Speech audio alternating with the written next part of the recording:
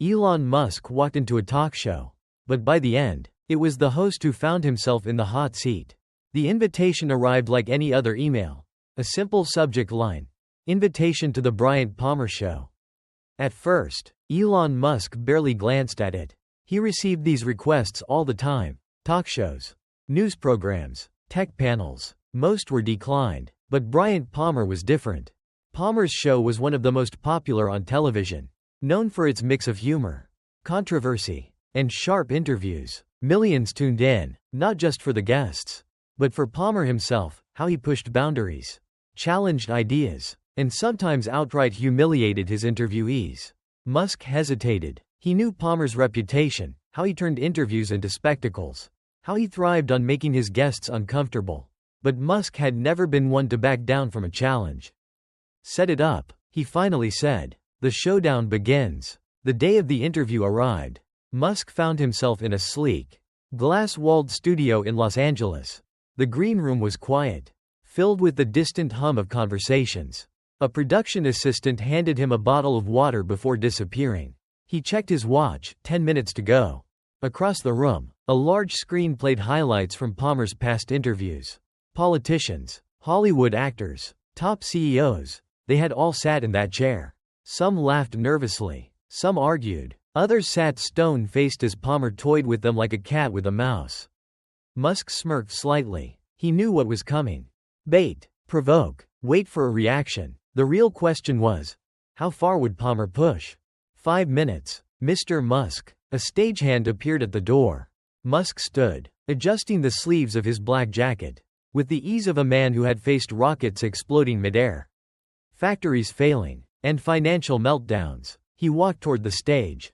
The battle begins. The studio was packed. Hundreds of people filled the seats, some die-hard fans, some skeptics, and a few who had likely come just for the drama. The set was modern, a circular stage surrounded by bright LED panels. A large desk sat in the center with 2 chairs, one for Palmer, one for Musk. The host was already there, flipping through a stack of cue cards. As Musk approached, Palmer looked up, his grin wide and practiced. "Elon," he said, standing up to shake hands. "Glad you could make it." Musk shook his hand firmly. Likewise. They took their seats as the audience hushed. The show's theme music played. Cameras rolled, and the stage lights dimmed, leaving only the 2 men in sharp focus. Palmer turned toward the camera, flashing his signature smirk. "Ladies and gentlemen, we have a very special guest tonight, the man behind Tesla, SpaceX, Neuralink, and a dozen other companies I probably can't pronounce. The one and only, Elon Musk."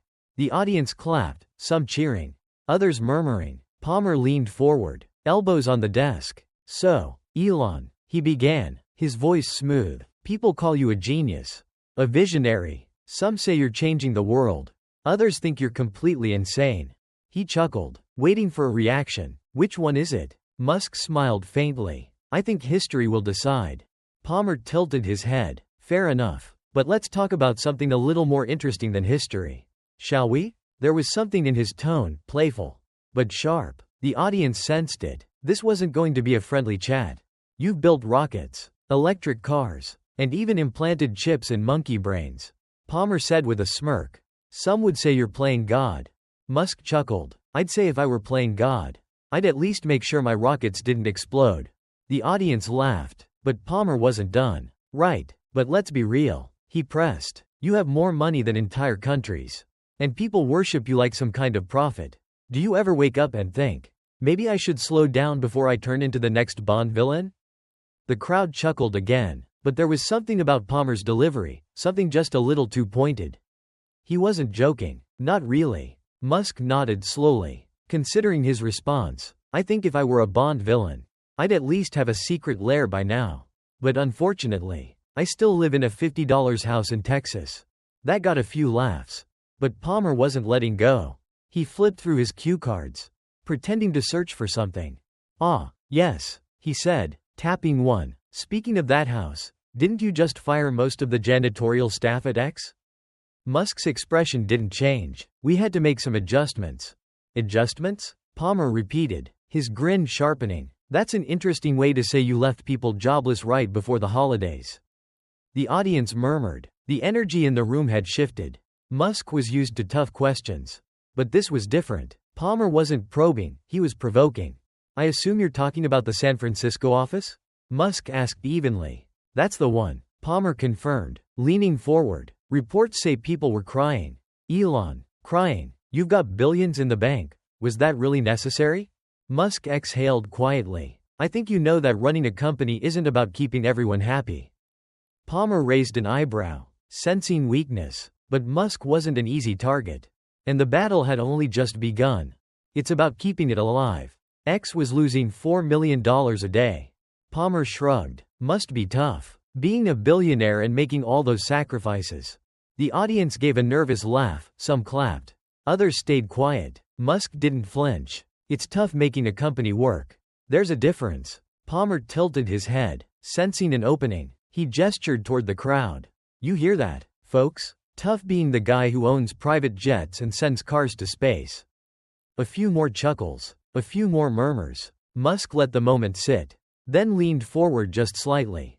Do you want to have a real conversation, Bryant? Or are you just here to perform? The air in the room tightened. The audience went dead silent. Even Palmer blinked, just for a second.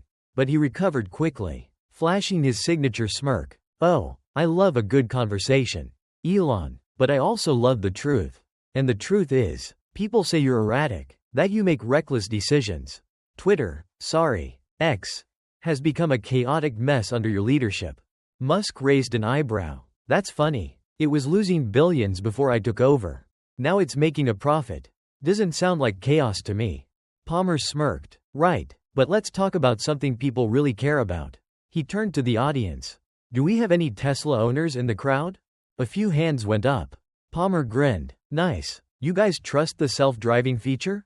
A few cheers. A few hesitations. Interesting, Palmer said, turning back to Musk. Because some people don't. There have been crashes, lawsuits, people losing their lives. And yet you keep pushing it like it's the future.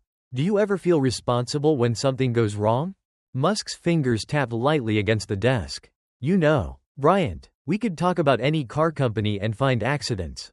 But nobody ever asks Ford's CEO if he feels responsible when someone crashes a Mustang. Palmer chuckled. Fair, fair. But Ford's not promising full self-driving. You are. Musk smiled. Not yet. And neither are we. That's why we're still in beta. Palmer sighed theatrically. All right, let's move on. Neuralink. Brain chips. What happens when hackers get in? Or when the government decides to, I don't know, turn people into robots? A few audience members laughed nervously. Musk stayed quiet for a moment. Then said, You watch too many movies, Bryant. The audience laughed again, but Palmer wasn't backing off. Then again, neither was Musk. Palmer tapped his cue cards on the desk, his smirk widening. He was enjoying himself now. Come on, Elon, you can't tell me you don't see the risks. You want to put chips in people's brains, automate every car on the road, control internet satellites. At what point do we start calling it what it is, power? Musk tilted his head slightly, his expression unreadable. You think I'm trying to control people? Palmer spread his hands. I think when one man has influence over social media, transportation, space travel, artificial intelligence, and now the human brain, yeah, it raises some questions. The audience murmured. Some nodded. Others weren't so sure. Musk let the moment hang before responding. I think people should ask questions. I think skepticism is healthy. But the idea that I'm sitting in some lair, rubbing my hands together? That's a little ridiculous. Palmer chuckled. Well, you did name one of your AI projects Ex Machina. Sounds pretty ominous. Musk smiled faintly. It's actually XAI. But close. Palmer waved it off. Okay, but let's talk about something you can't dismiss so easily. He turned to the audience. Raise your hand if you've heard about the lawsuit against Tesla for racial discrimination. A few hands went up. Others stayed still. Musk's jaw didn't tighten. His expression didn't shift. But something changed in his eyes. Palmer pressed forward. There have been reports, Elon, employees saying they were subjected to slurs, discrimination, unsafe work environments. That's happening inside your company. So I have to ask, how does the guy who wants to take humanity to Mars let this happen right here on Earth? A few murmurs rippled through the audience. Some people leaned forward, others sat back, watching closely. Musk's voice was steady. You're talking about an issue that affects every major company in America. And when we've found problems, we've taken action. Palmer scoffed. Right, so you're saying it's just business as usual? Musk exhaled softly. I'm saying it's not unique to Tesla. And it's not something we ignore. But if you want to talk about lawsuits, let's talk about your network. Palmer blinked, just for a second. Excuse me? Musk leaned forward slightly. You work for a network that's been sued for pushing false information. You sit in that chair and call out corporate greed. But your show runs ads from pharmaceutical companies, billion-dollar banks, and defense contractors. The crowd stirred. This wasn't the usual back and forth anymore. Palmer chuckled, but it was thinner now. Nice deflection. But I'm not the one. Musk cut him off. You're not the one making billion-dollar deals behind closed doors? You're not the one taking orders from executives who decide what stories get airtime.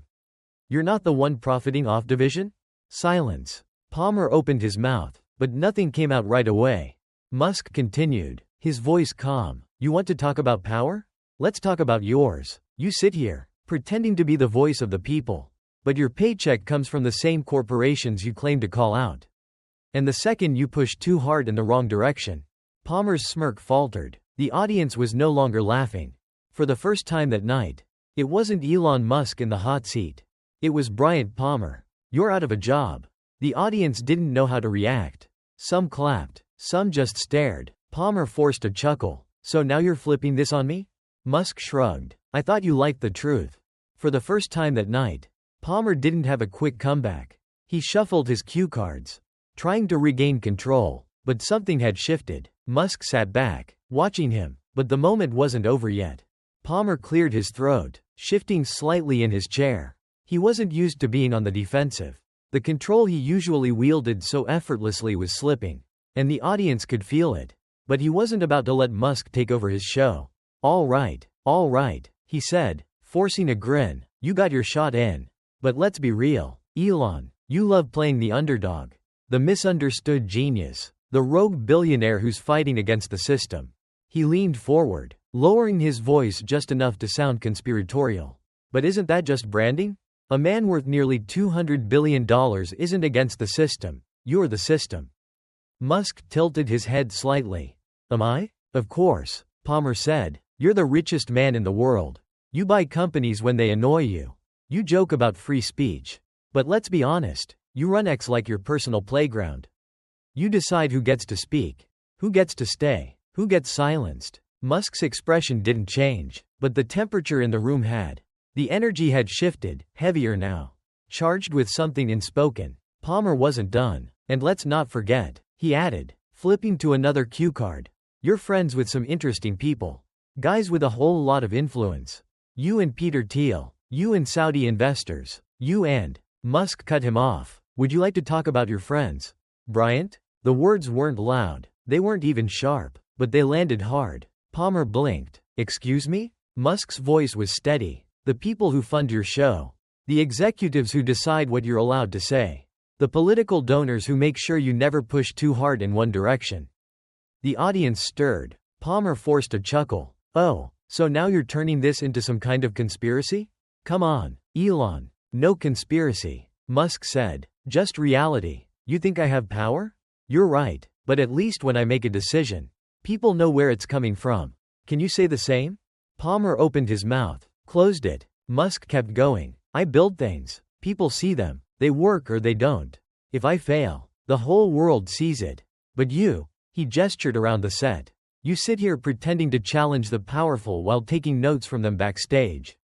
Palmer's face twitched, just for a second. The audience wasn't laughing anymore. Some of them were nodding. A few clapped. Palmer could feel the control slipping. He had to get it back. You're dodging the question, he said quickly. This isn't about me, it's about you. People say you're erratic, that you push dangerous ideas, that your employees are terrified of you. Do you even care about the consequences of what you do? Musk leaned forward, just slightly. Do you? Silence. Palmer opened his mouth again. But Musk wasn't finished. You make your living stirring outrage, he said calmly. You don't solve problems. You don't build anything. You just talk. And when the cameras stop rolling, When the controversy dies down, what have you actually done? Palmer shifted in his seat. Musk kept going. I get it, he said. Your job is to get people angry. To entertain. To keep the ad revenue flowing. But don't confuse that with actually making a difference. The audience felt that one.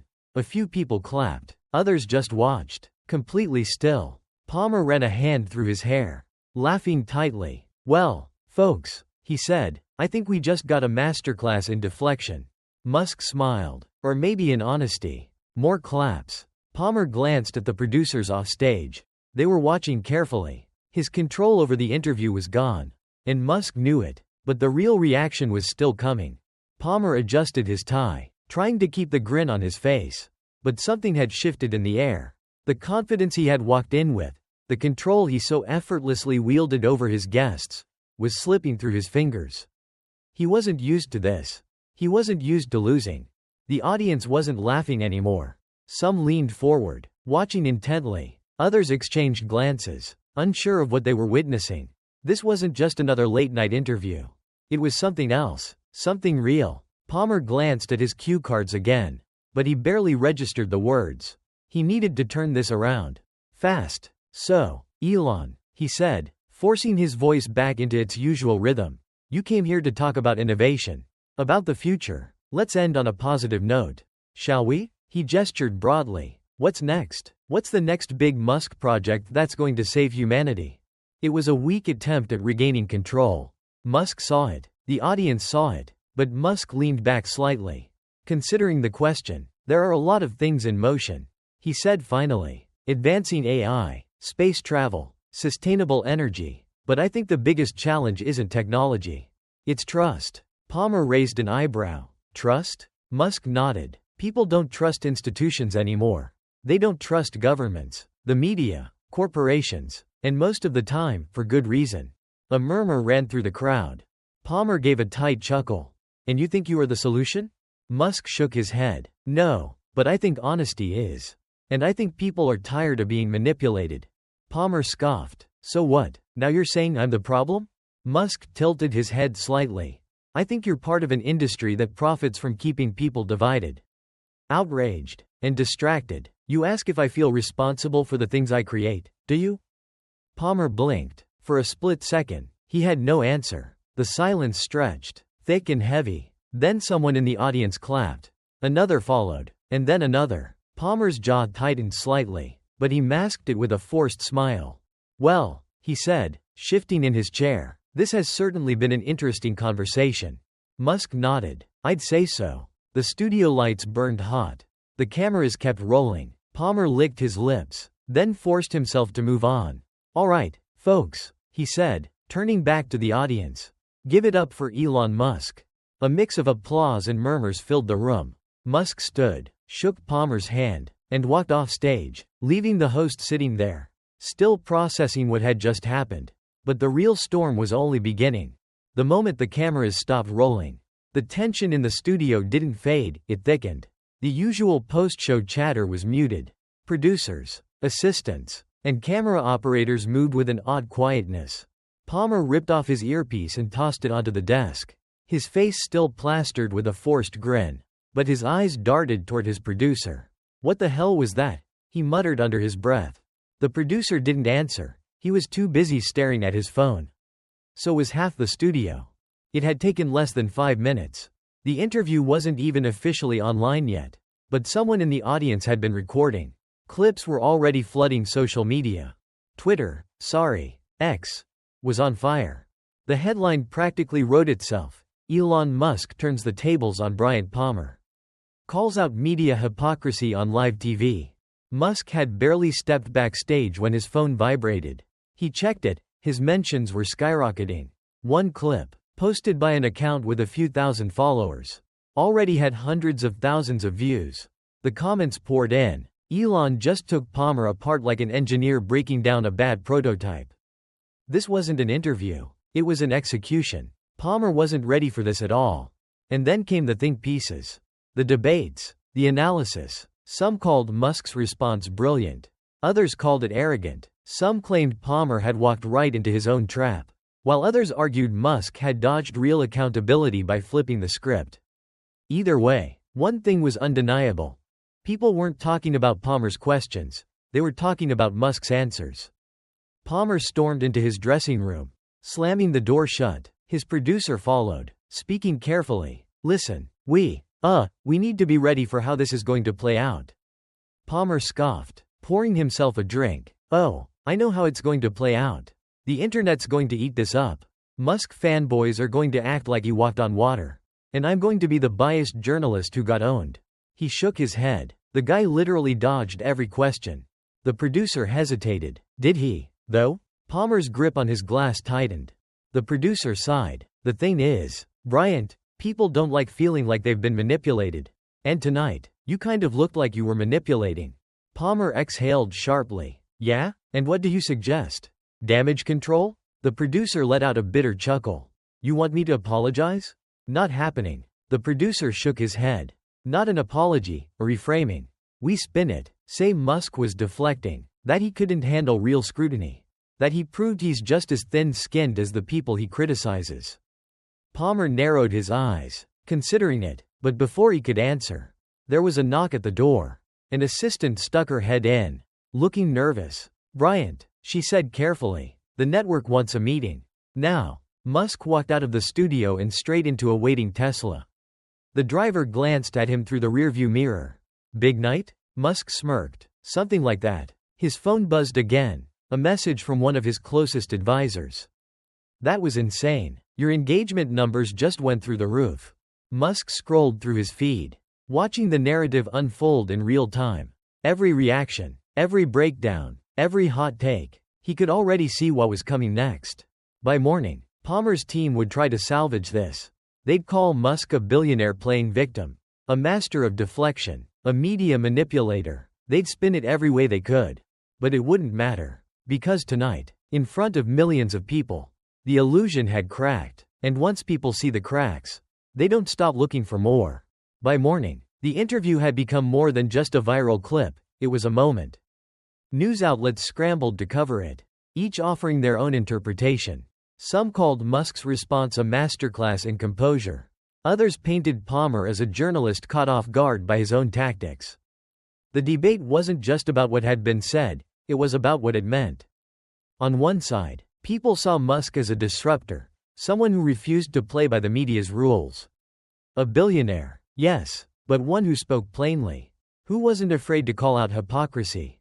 On the other side, critics argued that Musk had dodged real accountability, that he had masterfully redirected the conversation without ever answering for the ethical concerns around his companies. But beyond the arguments, beyond the hot takes and think pieces, something deeper was happening. People were questioning things. They were questioning how interviews were conducted, how narratives were shaped, how media figures like Palmer thrived on spectacle more than truth. And that's where the real shift happened.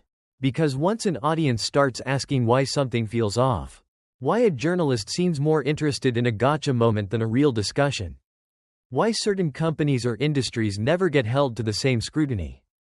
Once that process starts, it doesn't stop. And the media? It hates when people start thinking that way.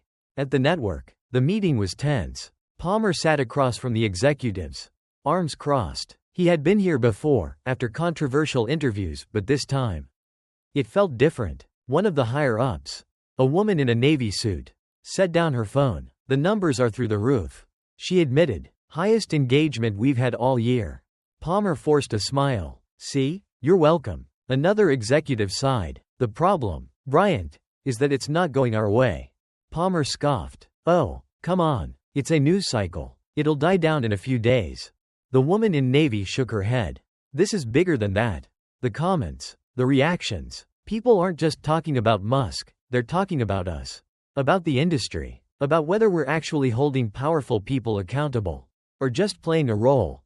Palmer rolled his eyes. They'll forget. They always do. A long pause. One of the executives exchanged a look with another. Maybe, he said finally. Or maybe this time, they won't. They didn't just report the news, they shaped it. They dictated what was worth discussing, framed narratives to fit their agenda, and steered public perception in ways that served their industry.